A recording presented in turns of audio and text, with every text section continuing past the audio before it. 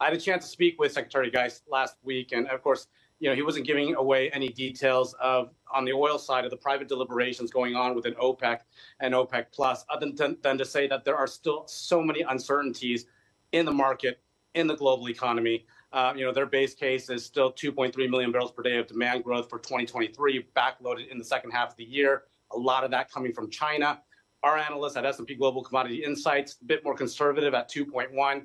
But whichever figure you use, a lot of those risks are skewed to the downside. We heard about China. Everyone's watching China in terms of their economic activity, waiting for months to see if they're actually getting out from under this pandemic.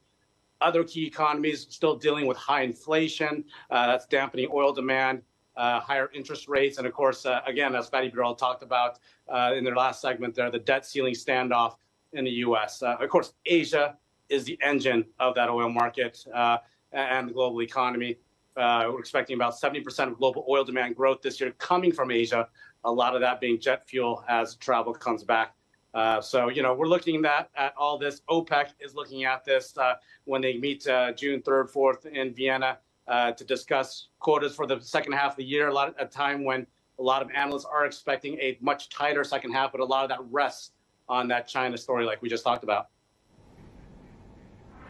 Yeah, indeed, Herman. So what do you think is the most likely policy move for OPEC Plus when it meets in June? This is going to be a really interesting meeting because, as you say, these policymakers are looking at the situation in China, but also looking at the situation in the United States, given the concern around what's been happening in the financial sector, issues within the regional banks as well. Obviously, they wouldn't base a decision on that alone, but it does ultimately end up, the macros here, impacting the oil market, right? Right. Well, a lot of times in these in uncertain times in the market, OPEC and OPEC Plus, they adopt the stance of, well, seeing is believing. They really want evidence that the global economy is turning that corner. The indicators, in addition to the oil price, of course, are, perhaps commercial oil inventories starting to draw in earnest. OPEC and OPEC Plus, they've been cutting production since October, and now some of the bigger ones are making extra voluntary cuts. And they're making these cuts at a time, like I just mentioned, forecasters expecting a much tighter oil market in the second half of the year. A lot of that dependent on the China story. A lot of it also dependent on Russia. Russia is, we've seen exports out of Russia, oil exports out of Russia, resilient to the sanctions so far that have been imposed on them. Now, Russian Deputy Prime Minister Alexander Novak says that they are actually cutting 500,000 barrels per day, part of that voluntary OPEC Plus cuts that they're doing in concert with their OPEC Plus colleagues.